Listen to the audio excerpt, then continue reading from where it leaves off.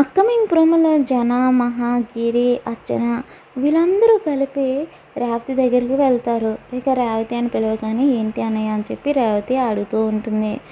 నీకు రేపు పెళ్లి చూపులు అని చెప్పి అనేసరికి రేవతి ఒక్కసారిగా షాక్ అయ్యి నాకు అసలు పెళ్లి చేసుకునే ఉద్దేశం లేదని మీతో చెప్పాను కదా అని రేవతి అంటూ ఉంటుంది.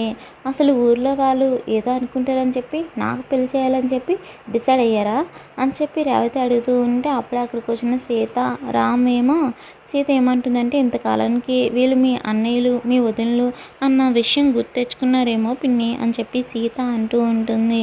అప్పుడు రామ్ ఏమో నువ్వు కూడా పెళ్లి చేసుకొని లైఫ్లో సెటిల్ అవ్వాలని మేము కోరుకుంటున్నాం అత్తయ్య అని చెప్పి రామ్ అంటాడు.